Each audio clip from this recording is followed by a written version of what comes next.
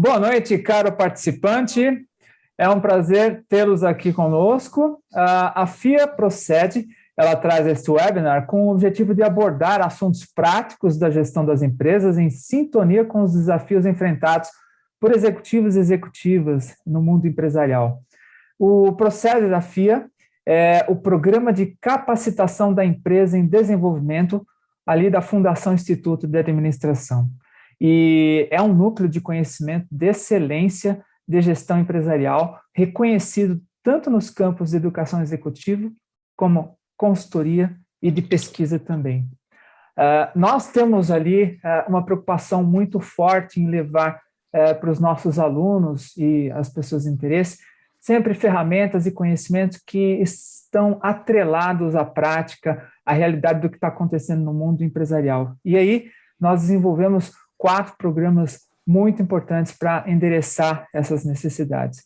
Nós temos lá o nosso MBA Gestão Empresarial, nós temos o nosso MBA Gestão de Negócios em Seguros e Previdência, nós temos lá o pós-capacitação gerencial e temos o pós-graduação Gestão Exponencial de Pequenas e Médias Empresas.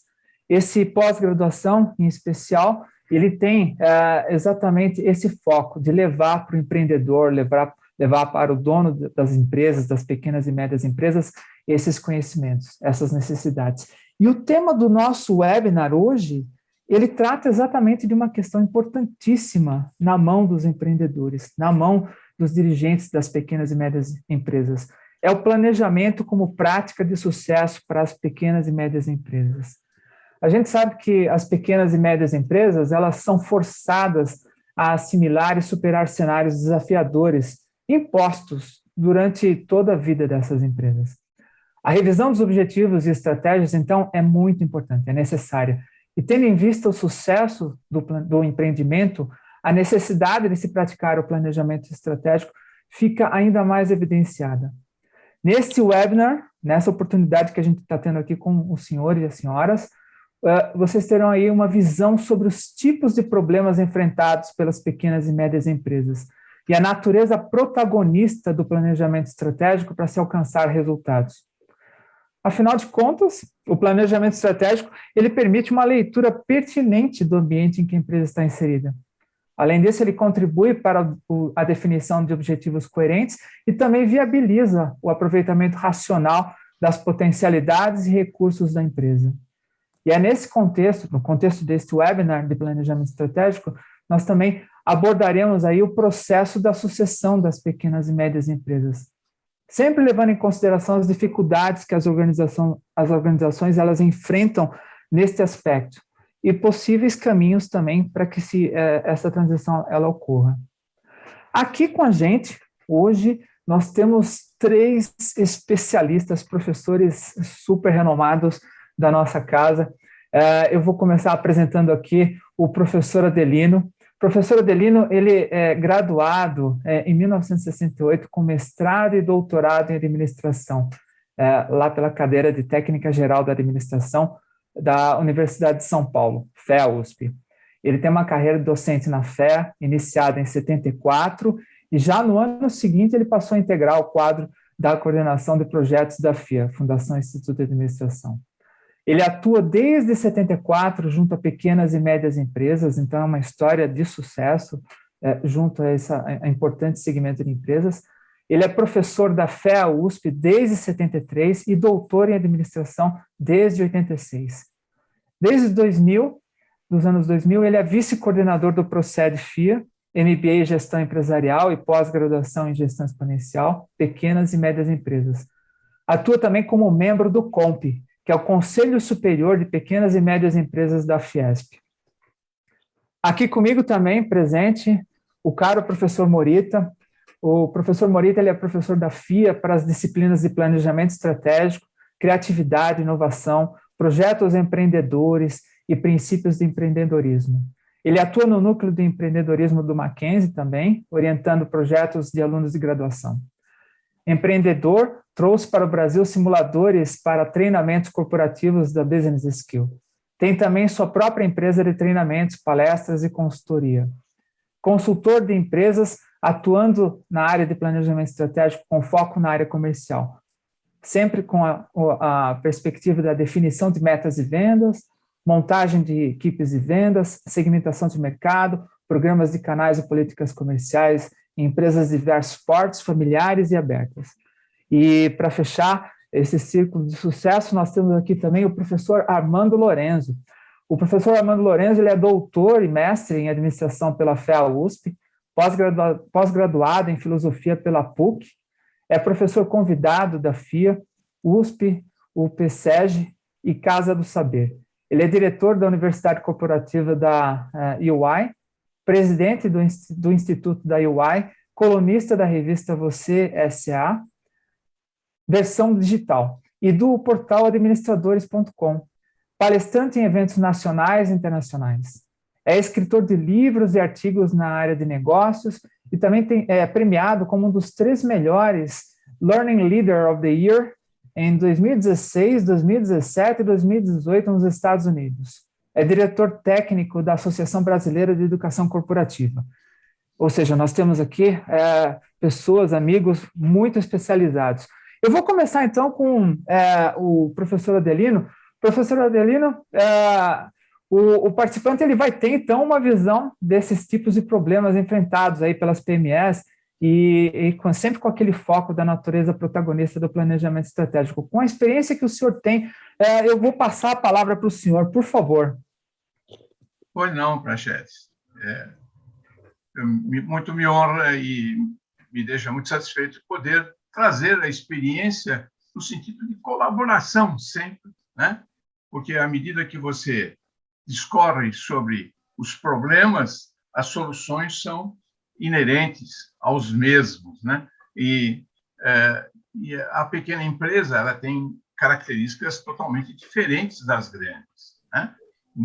Na maior parte das vezes são dirigidas por um indivíduo ou 2 que tomam decisões sobre toda a vida da organização, né? Então, eu tenho como base os meus estudos, eu participei e coordenei trabalhos de consultoria em 500 diagnósticos de pequenas e médias empresas. Destes 500 diagnósticos, dentro de uma única metodologia, eu extraí 101 empresas e fiz um levantamento dos problemas nucleares, como eu denominei no meu trabalho, né?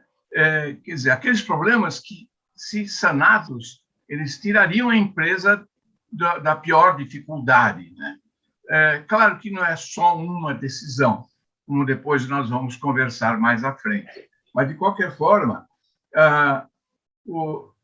dessas 101 empresas, comércio, indústria e serviços, 80% dessas empresas apresentaram problemas de natureza estratégica e só 20 insuficiência de recursos, quando todo o nosso ensino é montado para desenvolvermos nos 20%, nos insuficiência de recursos. Então, a preparação para análise de uma pequena empresa envolve muito mais visão ampla, estratégica da organização para que se possa efetivamente ajudá-la, certo?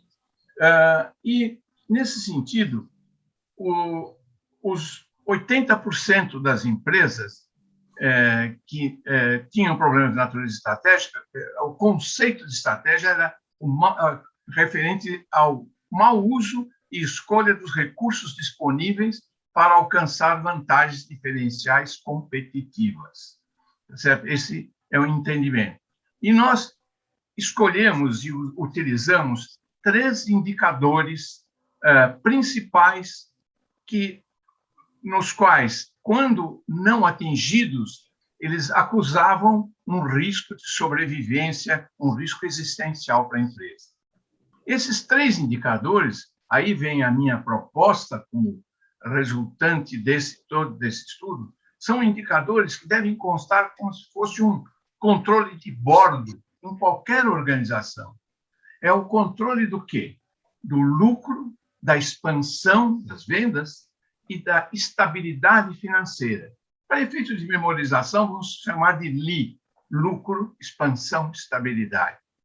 Esses referenciais, quando uma empresa está com o lucro despencando, declinante, né, ou com as vendas estáveis ou declinantes no tempo, numa comparação mensal, trimestral, semestral, conforme o que o dirigente queira aplicar, isso indica, e aí também, evidentemente, enfrentando problemas para honrar seus compromissos com fornecedores, com Estado, atraso, duplicatas, etc., estes dirigentes estão enfrentando e correm um risco seríssimo de fechamento, certo? E 80% dessas empresas têm esse problema.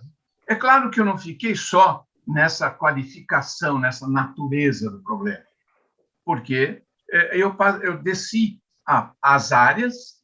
Então, o comércio, indústria e serviço, o comércio, a incidência de problemas é maior, é quase 90%, a 80% é a média, é 80% indústria e 70% em serviços.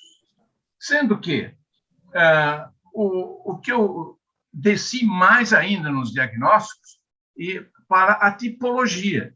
E aí eu qualifiquei e descrevi 44 tipos de problemas nucleares identificados, tanto parte deles estratégicos como de insuficiência de recursos, certo? E como é que eu desenvolvi? Eu desenvolvi a semelhança de uma bula de remédio, como se fosse uma bula. Sintomatologia, forma de manifestação e assim por diante. Agora, que problemas? O comércio apresentou muito mais problemas ligados a estoques, política de controle de estoques, composição excessiva de estoques, desequilíbrio externo de preços, estrutura rígida de preços sem desconto por quantidade, aplicação inadequada dos recursos financeiros da empresa, isso no âmbito do comércio. E no campo dos insuficiência de recursos, dos 20%, aí já faltava-lhe uma estrutura organizacional inadequada, necessidade de aprimoramento no sistema de controle, quer dizer, lhe faltava um planejamento mais cuidadoso que evitaria, possivelmente, a empresa incorrer nesses problemas. Assim como na indústria, as empresas apresentavam problemas mais ligados a vendas e serviços também. Então, desequilíbrio interno e externo de preços foi algo muito comum nos dois setores, né? Então, se estabelecia um preço interno e externo era outro, em todos os sentidos, tanto na indústria como nos serviços. A estrutura organizacional inadequada, descontrole de tempos nas ordens de fabricação, e nos serviços, desequilíbrio interno e externo de preço também, estrutura de preços rígida, não realização por desconto de quantidade, estrutura de preço rígida, não aproveitamento da capacidade ociosa. E em serviços é muito incidente isso. Você tem um time e que não está sendo bem aproveitado na ociosidade. Então, esses foram os meus trabalhos, estudos básicos, certo? É claro que continuamos com o trabalho e é evidente que nisso tudo há uma ligação muito importante com o planejamento. É claro que se você tiver sempre como um controle de bordo aos indicadores principais e com alguns indicadores complementares, você pode fazer um trabalho de previsão muito mais saudável, né? Que combata o risco de existencial. Era isso, Praxedes, nessa parte. Certo? Excelente, professor Adelino. Nós ganhamos uma perspectiva muito importante a respeito dessa tipologia dos problemas e eu imagino que, ainda mais nesse contexto de pandemia, essas coisas elas tenham se acentuado ainda mais. Eu vou passar agora a palavra para o professor Marcos Morita, para ele tecer alguns comentários a esse respeito, mas gostaria também de lembrar ao nosso participante que nós temos um canal de chat. Esse canal ele está disponível para o senhor, para a senhora, para que sejam colocadas perguntas e que, na parte final deste webinar, vocês tenham a opção de endereçar essas perguntas para os nossos professores aqui que estão compartilhando essas ideias. Então, professor Morita, nesse aspecto que o professor Adelino acabou de falar, nós ainda temos uma questão muito, muito marcante, que é essa questão do que as empresas, a economia tem enfrentado. Esses últimos 18 meses têm sido bastante desafiadores. Você poderia antecipar um pouquinho, falar um pouquinho a respeito dessa questão, desses fatores externos? Como que as empresas elas teriam algum tipo de ferramenta que elas poderiam usar? Acredita que as PMEs elas podem esperar algo menos turbulento para o próximo ano? Você poderia fazer alguns comentários a esse respeito? Vamos tentar, né? Que a pergunta é complexa e o ambiente que nós estamos vivendo é mais complexo ainda. Então, primeiro eu queria agradecer a participação. É uma honra estar com o professor Adelino. Ele foi meu professor na graduação. Já não vou falar o tempo, que já faz bastante tempo. É uma honra estar com o professor. Então, como o professor falou, 80% é estratégia e 20% é recursos. E a maioria acha que é o contrário, né? Mas não é. Então, bom que eu vou ter emprego aí, um bom tempo aí. Mas, pegando o gancho, eu acho que a questão da estratégia está muito ligado, então, como o professor Adelino colocou, definir as vantagens competitivas, né, que seria quais são os meus pontos fortes, mas um grande fator também está ligado à análise do ambiente externo, né? Eu saber analisar, avaliar o que está ocorrendo ao meu redor, para que eu possa, então, traçar as melhores estratégias e planos de ação e de contingência. Se nós pensarmos aí na Covid, gente, quanto tempo? 18 meses, né? Parece que faz 10 anos. Não parece? Parece, né? Não passa essa Covid. Se a gente pensar nesses 18 meses, eu acho que está muito claro. Eu vou compartilhar aqui, eu queria compartilhar com vocês um material que eu fiz.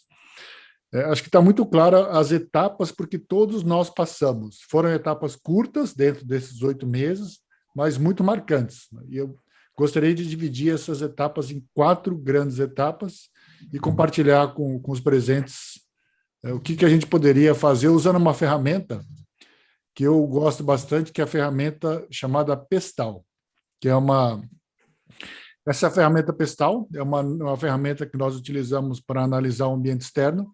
Ela é bem simples, está aqui no Miro, mas eu costumo fazer, quando não no Miro, usando post-its. Então, eu analiso aqui as variáveis políticas, econômicas, sociais, tecnológicas, ambientais e legais.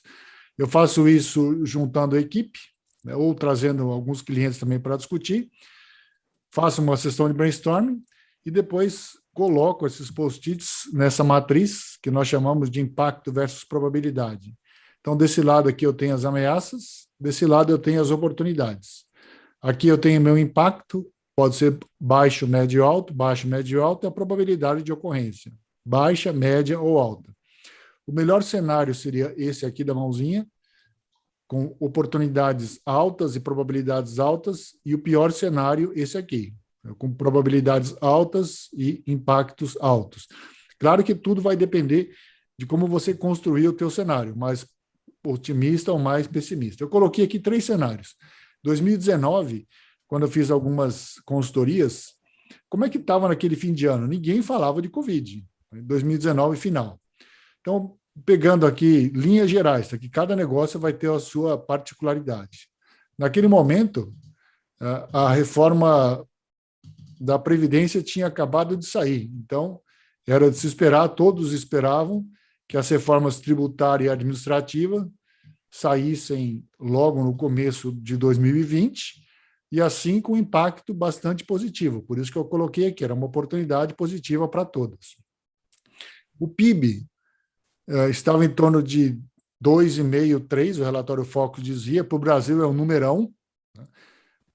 E o crédito aqui, a inflação estava baixa e os juros também estavam baixos e o PIB crescendo, então os bancos começaram a liberar dinheiro para as empresas grandes, médias e pequenas, inclusive.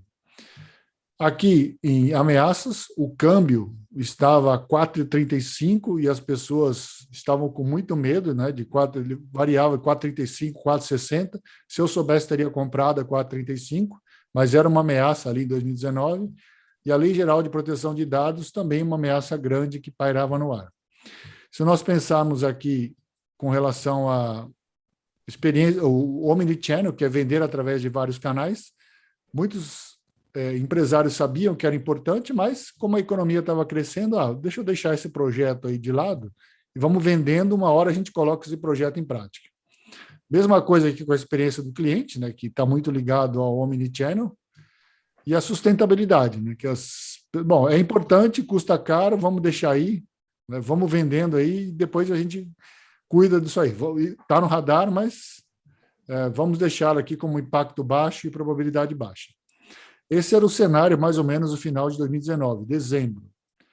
Passados 6 meses, vamos olhar aqui em junho de 2020, então estávamos talvez saindo da primeira onda ali, chegando no plano São Paulo, né? Ninguém sabendo o que fazer ainda, ou seja, era o caos total em junho de 2020. Retornem na mente de vocês e lembrem como é que era a situação naquele momento de junho. Morita. Naquele momento, se nós pensarmos aqui, ninguém em sã consciência diria que as reformas sairiam. Reforma esquece, isso não tem clima, é uma oportunidade, mas a probabilidade baixíssima. Morita, por outro lado... Oi, diga, Marcos. Acho que o professor Adelino fez uma observação. Opa, vamos lá. É que a imagem não está aparecendo. Você está projetando, fixou aqui numa tela em inglês e estacionada. Não tá mostrando? Não. Na minha eu estou conseguindo visualizar. Na minha também. Mas estranho. Eu estou vendo uma tela em inglês. Eu tenho recebido comentários aqui no chat que a tela está normal, aparentemente. Tá normal. Então tudo bem. Então é problema meu aqui. Vamos lá. Desculpe. Imagina, professor, que é isso? Então, olhando aqui, as reformas estavam aqui embaixo. O PIB, estávamos pensando em uma queda de 7%, então ele virou de lado, de oportunidade, foi para ameaça. O câmbio também, quem reclamava de 4,30, ele bateu a 6, né, e ficou em 6 um bom tempo. E lógico que os bancos, nesse cenário, recrudesceram e tiraram o pé do crédito. Mesmo os créditos do governo que diziam que existia, mais ou menos igual Saci Pererê, né? Ninguém nunca viu esse crédito aí do governo para as PMEs. Aqui, por outro lado, a LGPD já estava quase sendo sancionada, então, para quem não estava preparado, era uma ameaça. E o que virou, que era não tão prioritário ainda para as empresas, a questão das vendas através de vários canais. Hoje, eu duvido, não existe padaria ou pizzaria que não faça delivery. Então, virou uma prioridade do dia para a noite, uma questão de vida ou morte. Então, as empresas tiveram que correr. A experiência do cliente é a mesma coisa aqui, virou uma prioridade das empresas. E aqui a sustentabilidade, que era algo não tão importante, virou prioridade do dia para a noite. Se vocês voltarem no tempo, no começo da pandemia, todas as propagandas pareciam iguais, de todas as empresas. Elas diziam mais ou menos assim: isso vai passar, calma, estamos com vocês. E com o tempo, as pessoas começaram a sacar quem só falava e quem falava e agia, né? Começaram a separar o joio do trigo com relação à sustentabilidade. Olhando aqui, olha a diferença em 6 meses. Ou seja, tudo aquilo que nós fizemos em 2019 não estava valendo mais em 2020. Mas é que foi uma pandemia. Concordo, foi uma pandemia, foi algo fora do contexto que virou do avesso o nosso cenário externo. Se virou do externo, com certeza o impacto interno foi devastador para grande parte das empresas. E aí vem o que o Praxedes perguntou. E para 2020, como é que fica isso? Eu espero e tenho muita certeza que algo devastador como isso nós não teremos. Então, com certeza, será um planejamento para 2020 um pouco mais previsível. E aí, deixa eu mostrar para vocês, eu fiz algumas previsões aqui, não vale falar que eu falei e depois não aconteceu, tá? Mas se acontecer, vocês podem me agradecer aqui. Então, como é que eu vejo 2022 aqui? Vamos lá. 2022. Nós somos otimistas sempre, o brasileiro é otimista por natureza, então vamos torcer para o PIB crescer de novo. Eu não vou citar um número aqui, mas vai crescer. O crédito vai voltar, talvez não com tanta intensidade quanto no passado, porque alguns temas que nós não falávamos há 2 anos, que eram juros e inflação, não estavam lá nos 2 últimos. Voltaram. Juros voltou e inflação voltou. Tá? Os 2 são ruins para o pequeno empresário. Juros quando eu tenho dinheiro no banco, emprestado, e inflação que corrói o poder de compra dos meus consumidores aí. Então, 2 coisas que não existiam. Se nós pensarmos aqui o câmbio também, eu acho que é uma ameaça, mas mais que 6, acredito que não vai subir. E algumas coisas novas que apareceram com a pandemia. Transformação digital virou palavra da vez. Então, oportunidade gigantesca desse lado aqui para as empresas. Experiências imersivas, né? Mesmo com o término da pandemia, isso não vai deixar. As pessoas, lógico, vão querer ir para a rua e tal, mas ter experiências imersivas ainda acho que continua sendo algo importante. O home office, que veio para ficar, tá? Empresas que eu nunca acredito, não vou citar nomes, mas eu não acreditar que nunca fariam home office, tiveram que fazer. Que atuavam no modelo de comando e controle, o empresário foi obrigado a confiar no funcionário. Qual a consequência? Muitas vezes vendeu mais. Se eu vendi mais, então não tem contra fatos, não tem argumento. E aqui desse lado pode ser uma ameaça também, por exemplo, para empresas que alugam lajes ou fundos imobiliários, que vai diminuir talvez, ou pessoas que tinham restaurantes perto de locais de grande concentração de empresas, talvez o home office atrapalhe um pouco, dos 2 lados aí. Segurança de dados, LGPD já virou realidade. Então, hoje não falamos de LGPD, falamos de segurança de dados. Então, é importante só para a grande empresa? Negativo. Se numa grande empresa isso arranha, numa pequena empresa isso mata. Vocês já viram o tamanho das multas, dos 2 lados, né? Para quem está despreparado é uma ameaça, para quem está preparado uma oportunidade. Vocês viram alguns bancos fazendo até propaganda dizendo que segurança de dados era uma vantagem competitiva. Aqui uma outra coisa, conectividade, isso não vai passar. Tá? Então, empresas PMEs que trabalham com instalação e serviços de telecom não vai ter, acredito que não vai diminuir. Só que 2 coisas que eu não coloquei, deixei para o final, a cereja do bolo aí, que pode bagunçar o cenário para 2022. Então, se der errado, eu vou falar que a culpa foi dessas 2 aqui. Então, a primeira aqui, eu nem vou falar o nome, para que não aconteça, mas isso aqui, esse verdinho, pode atrapalhar tudo, né? Como a Delta aí que chegou. Com certeza, todo mundo vai estar vacinado, não vai ter problema, mas é algo que temos que colocar aqui em cima. E o último, galera, 2022 é ano de novembro, vamos votar, eleições. Não estou dizendo partido A ou partido B, mas o Brasil, historicamente, ano de eleição, nada acontece. Né? Acontece até maio, junho, depois, até por lei, nada acontece. E acho que ano que vem não será diferente. Então, esse é o cenário que eu vejo para 2022.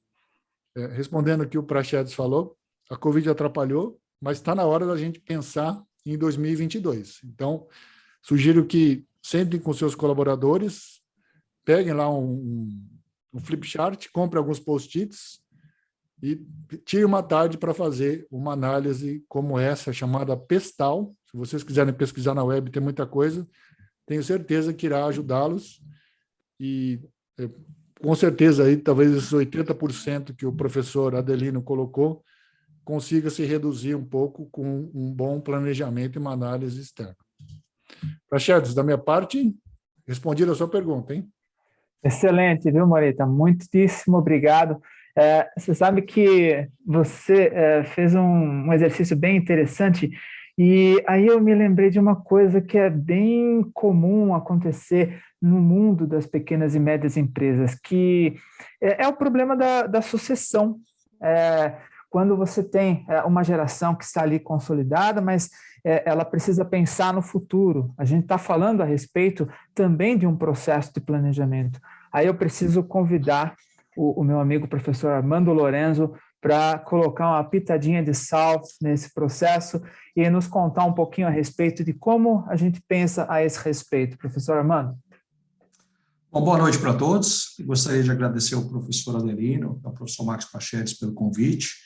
Destacar que o professor Adelino também foi meu professor, né, no mestrado e foi meu orientador também da dissertação, a quem eu devo muito, não só a dissertação, mas a minha carreira profissional. É uma pessoa que eu sempre comento que eu tenho uma dívida de gratidão muito grande com ele. E demonstrar minha felicidade estar aqui com o professor Morita também, uma grande personalidade na área de estratégia. Quando a gente olha o Brasil, o que a história mostra para a gente? Que a cada 10 anos a gente tem 2 crises, seja lá quais forem. Geralmente a gente tem, quando não é uma, a gente tem 2. No curto prazo, o melhor remédio para uma crise é a empresa capitalizada, não tem jeito. Quando você tem uma empresa capitalizada, seguramente você navega um pouco melhor pela crise, assim a gente viu com relação a essa questão do Covid, empresas aí perdendo faturamento 40%, 50%, 60% do dia para a noite, quando houve o fechamento do mercado. Mas, fazendo uma referência ao que o professor Adelino comentou, quando a gente olha para o longo prazo e destacando, por exemplo, não só 2022, que vai ser um ano, na realidade, que se a pandemia deixar, e eu espero que ela deixe, já está arrefecendo, eu espero que ela reduza, que seja zero, a gente vai ter um ano com crescimento. A gente tem, claro, uma demanda reprimida muito grande nos mercados, isso já é algo que está acontecendo no mundo, mas com crescimento a gente tem inflação, e com inflação a gente tem juros altos, não tem jeito. Quer dizer, esse é o cenário que eu visualizo para 2022, o cenário com venda, com inflação e com juros altos. Esse o tripé que deve acontecer para o mercado futuro. Mas isso é uma visão importante que o empresário deve ter sobre como vai gerir os negócios e não só aquela questão do remédio positivo que eu falei, de curto prazo, que é a capitalização, mas quando você pensa em estratégias, né, de estratégias de longo prazo, ou seja, que não visualizem só o 2022. E aí tem estratégias na área de gestão de talentos, a gente vai ter uma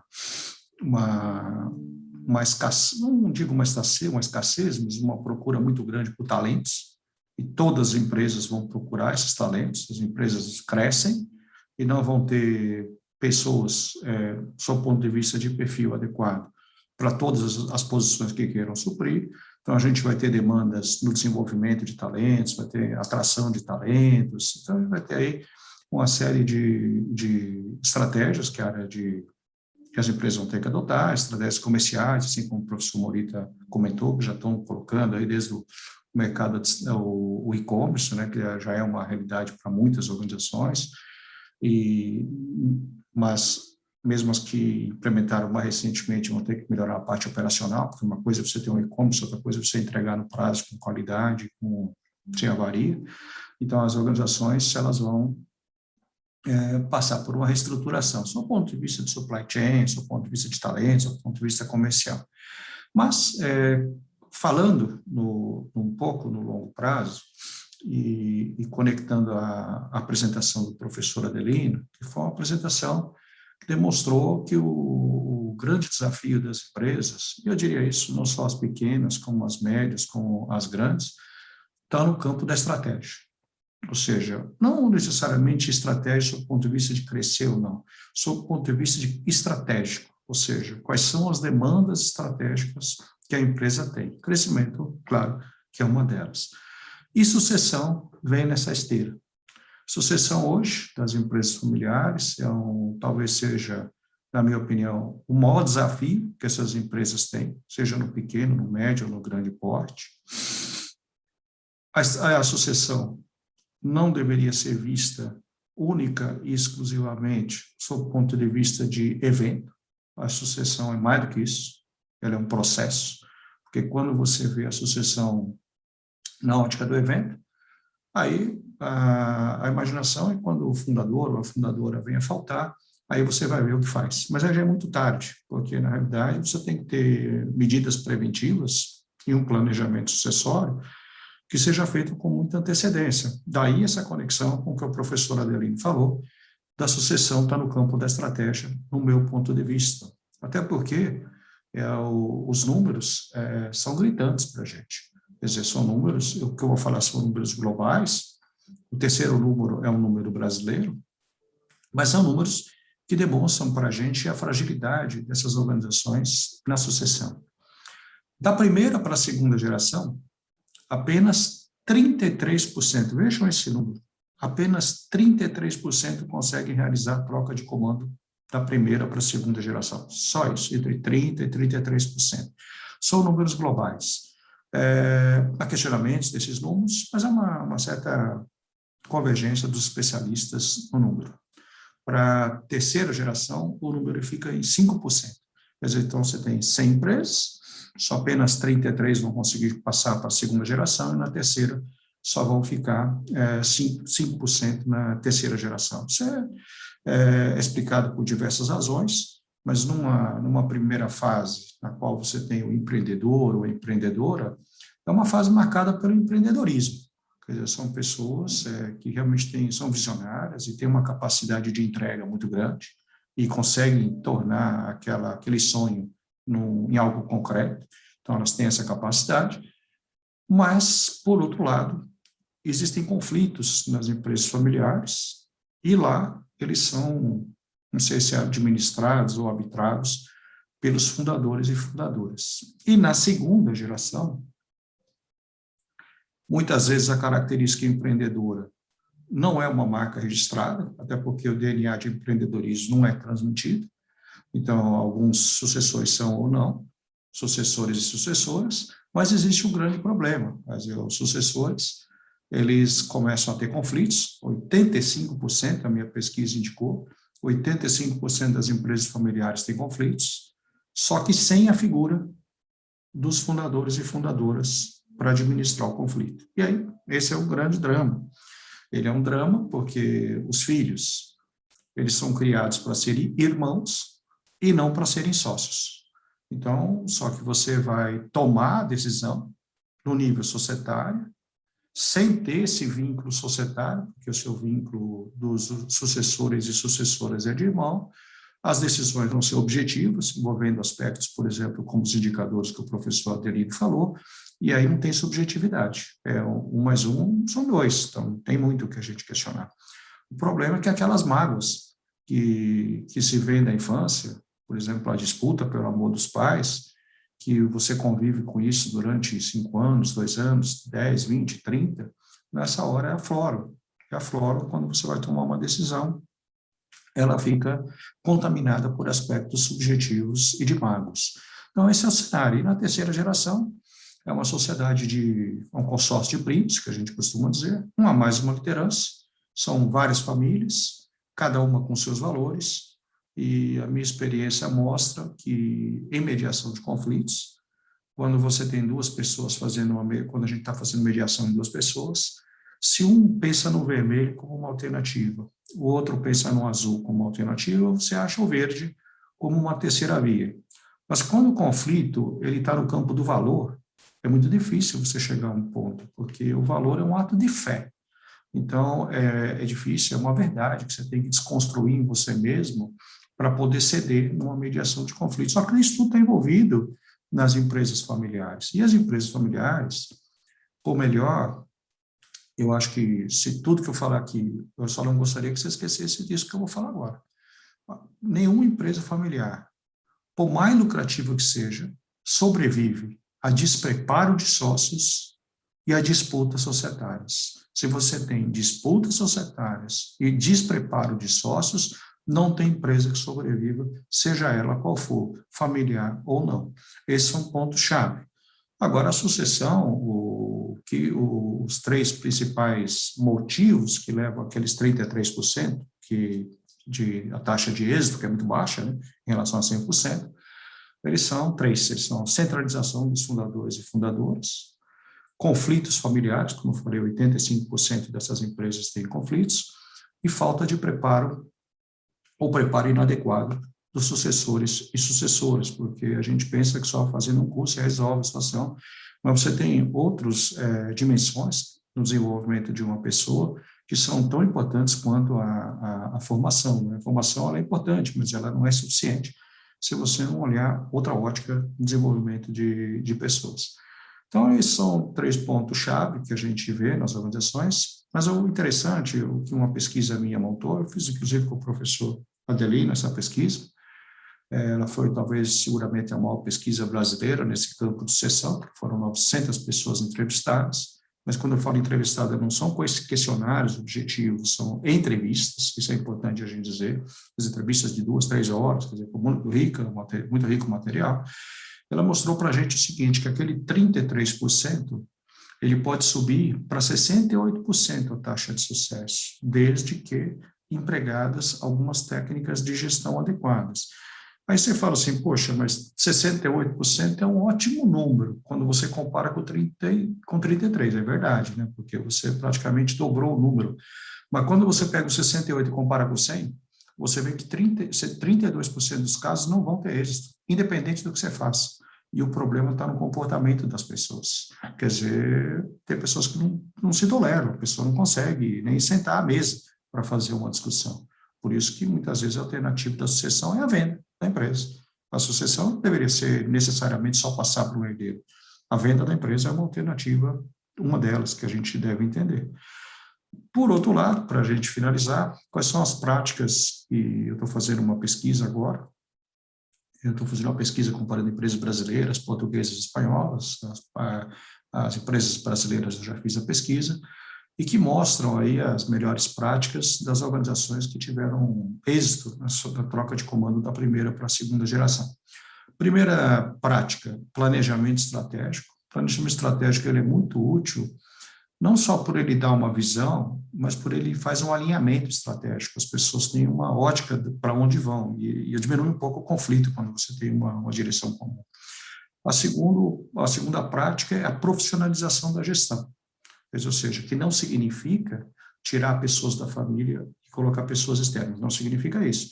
Significa você ter processos gerenciais explícitos e objetivos e pessoas da família, desde que qualificadas.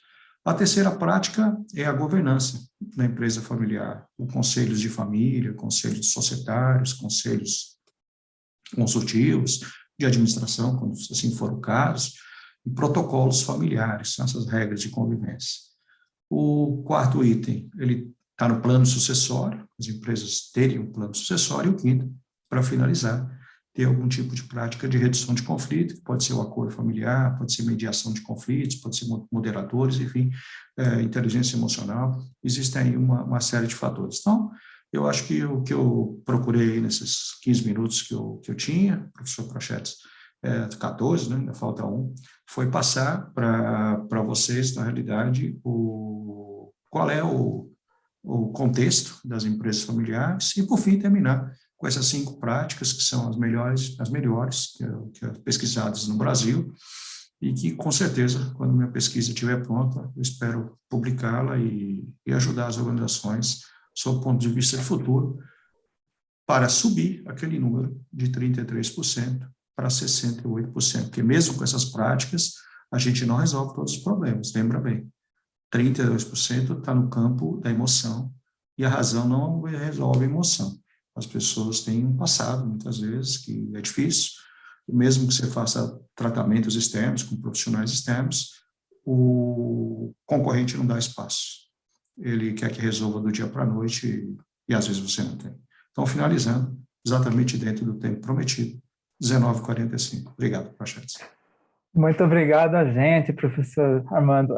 Eu só quero dizer o seguinte, eu sou o primeiro da fila para comprar o livro, tá? Quando sair, é só me avisar, por favor, tá bom? Nós temos aqui várias perguntas. foram ideias muito ricas que, assim, que inspiram as pessoas e até instigam no sentido de buscar soluções. Eu tenho uma aqui para o professor Adelino. Professor Adelino, olha só, hein? O senhor comentou a respeito da questão das dificuldades e aí, assim, nós temos desse participante aqui o seguinte, olha, que soluções foram dadas por PMEs para superar dificuldades no campo financeiro? O senhor tem alguma pista para ajudar os nossos participantes, professor? Sim, é interessante ainda frisar que esse trabalho que eu fiz, original, já faz tempo, e a incidência dos problemas é a mesma, tá certo? Tanto é que, se a gente analisar que temos 6,4 milhões de empresas no Brasil, 99% são pequenas e médias empresas, né? E com o Covid, nós tivemos uma redução de 50% no faturamento dessas empresas. Desses 50% dessas empresas, aquelas 54% procuraram crédito, empréstimo, mas e 80% delas não conseguiu um empréstimo. Por quê?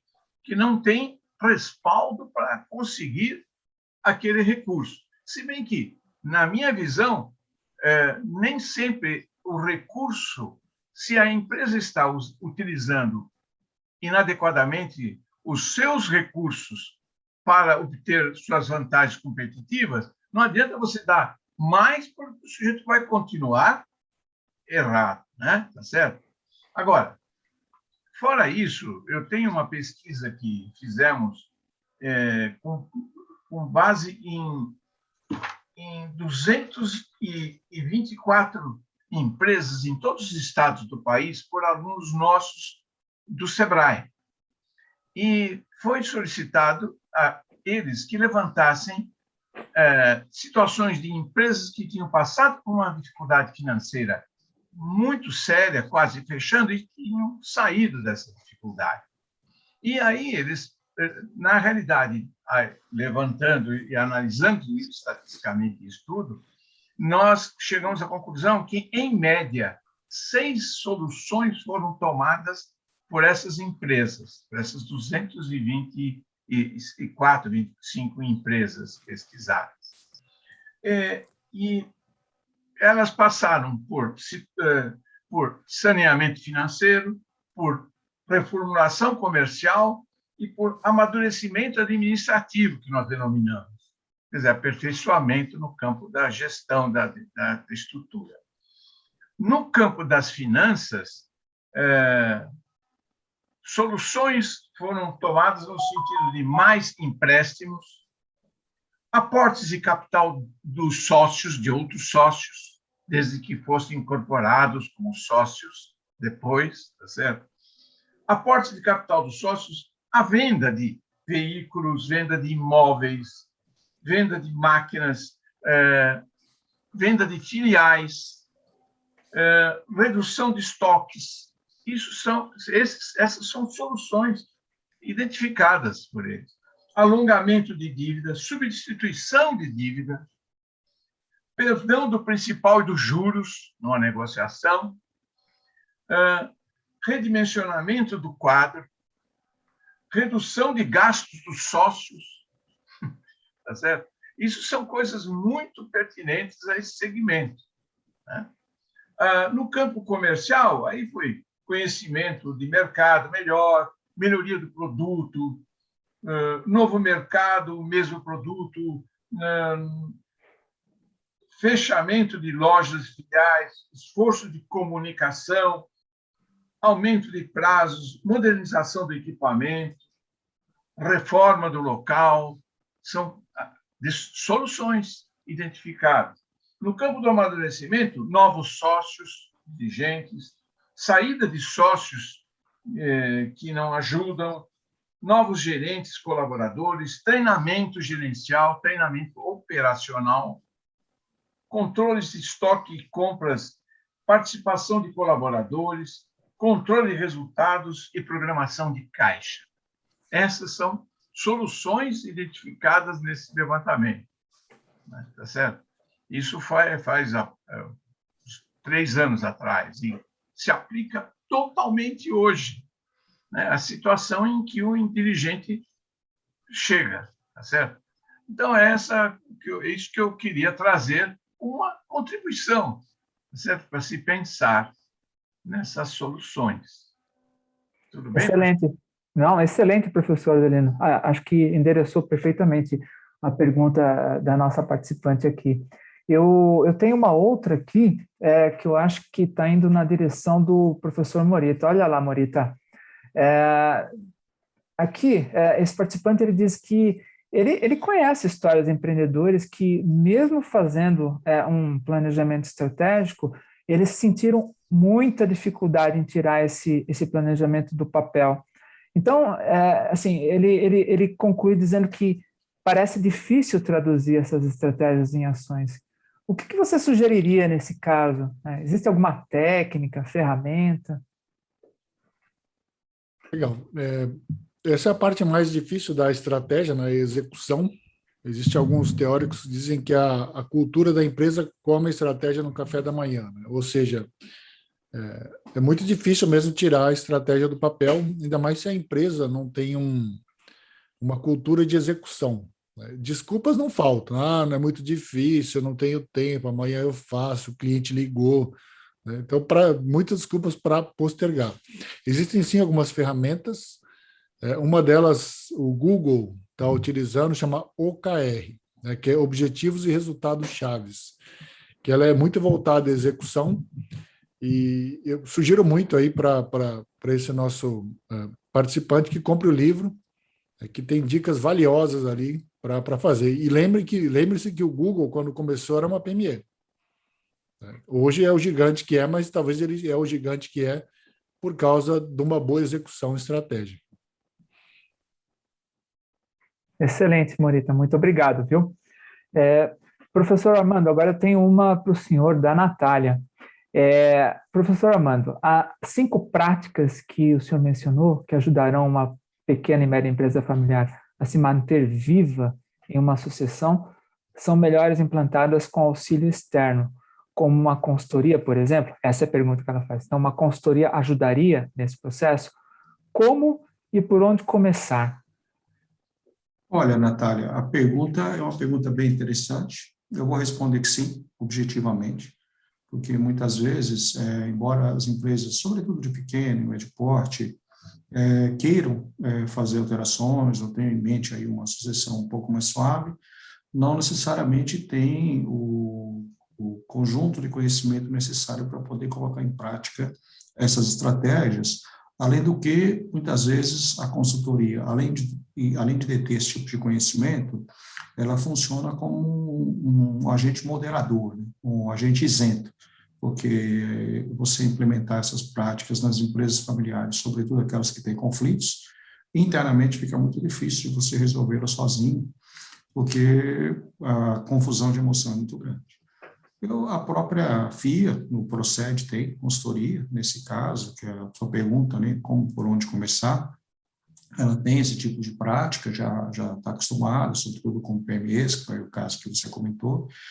Agora, o início mesmo, para a prática inicial, se a gente tivesse que fugir só do termo de consultoria, ela deve se concentrar, na minha opinião, no planejamento estratégico, porque o planejamento estratégico, a ferramenta vai dar um norte muito grande para a organização, e você vai conseguir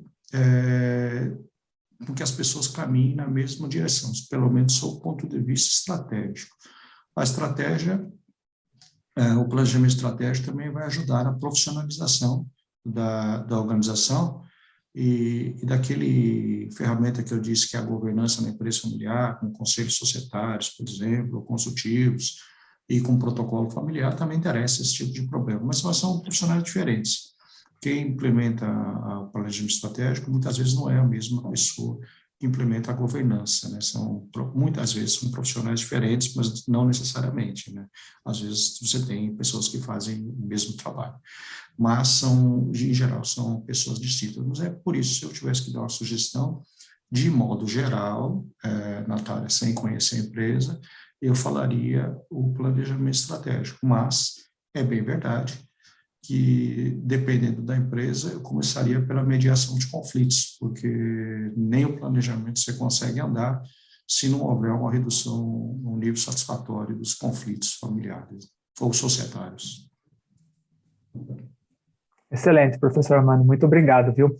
Então, Eu tenho uma pergunta aqui, que eu acredito que ela pode ser abordada pela gente, né, de uma forma geral.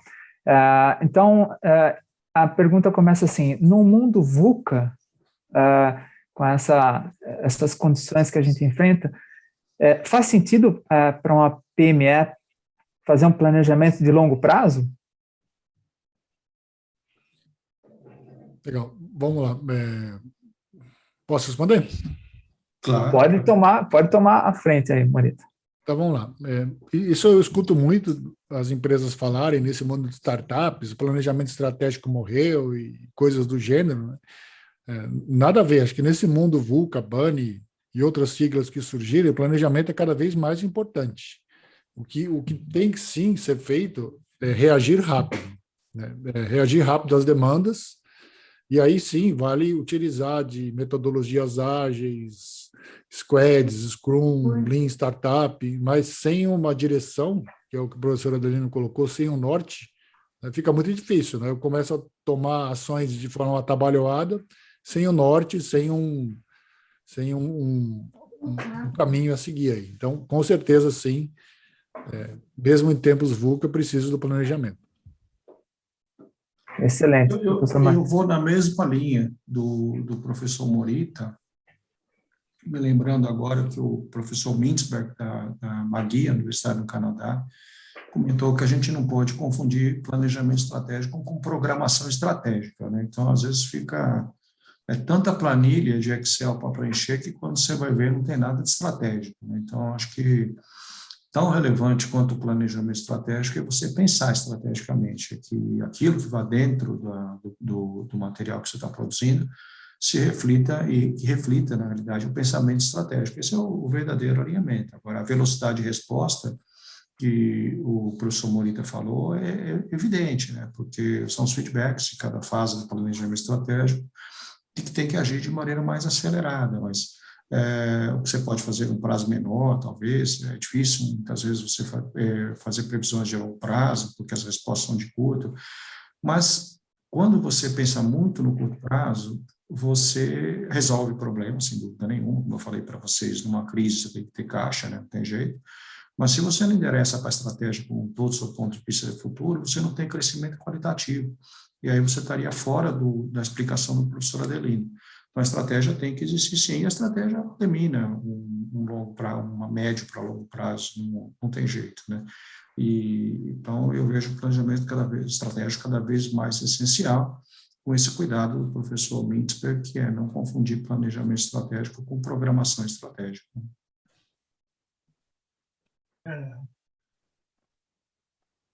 Excelente.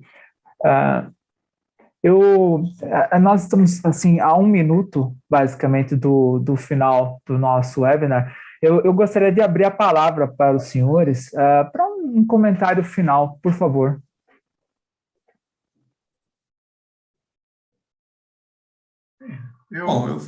Pode falar, professor Adelino, Por perdão. favor, eu acho que o que foi discutido aqui é referente a esse segmento da economia, né? Claro, a todas as empresas, mas todos esses ensinamentos se aplicam, né? Entretanto, para a pequena empresa, ela tem situações dela, né? Então, existe sempre a necessidade de se qualificá-la, uma empresa pequena é muito mais semelhante a um bebê, ela não é uma miniatura de uma grande empresa, né? Então, existe uma necessidade de se tomar cuidado. As técnicas, ferramentas que se utiliza têm que ser apropriadas a esse porte, né, de empresa com as suas necessidades. Não adianta a gente introduzir um sistema complicado de forma que no momento não seja útil. Então, é bem isso aí que eu gostaria de colocar, né? Certo? O Armando. Diga você. Eu queria reforçar aquilo que eu comentei. As empresas familiares, por mais lucrativas que sejam, não sobrevivem à disputa de sócios e à falta de preparo de sócios. Pode ter lucro. No médio e no curto prazo, não vão dar certo entre disputa e falta de preparo desses sócios. Muito obrigado, professor Morita. Legal. Então, para terminar, eu queria fazer um convite aí para todos os participantes pensarem em fazer o planejamento estratégico das empresas de vocês. Então, estipula uma data e nós da FIA estamos à disposição aí para assessorá-los em como fazer esse planejamento. Muito obrigado, professor Morita. Aliás, eu agradeço a todos os professores. Professor Adelino, também foi aluno do professor Adelino. Professor Adelino, muito obrigado. Professor Armando Lourenço, muito obrigado. Professor Marcos Morita, muito obrigado. Nós tivemos uma visão muito interessante, importante, e são conhecimentos fundamentais para os empreendedores, para os dirigentes de pequenas e médias empresas. Nós agradecemos aqui também a toda a equipe de apoio aqui do Procede, que tornou esse webinar possível. Lembro a todos que esse Procede ele tem exatamente essa missão, levar essas ferramentas, esses conhecimentos com essa característica da aplicabilidade. Então, nós agradecemos a toda a equipe do Procede por tornar esse webinar possível. Esse webinar ele ficará disponível para vocês no nosso canal YouTube, e eu peço a todos que fiquem atentos às nossas oportunidades. Para os participantes, há descontos especiais aí, é só vocês consultarem. Um grande abraço a todos, uma boa noite a todos, nós desejamos do Procede muito sucesso a todos. Até mais, até a próxima oportunidade. Até a próxima. Obrigado, até logo. Até mais. Já.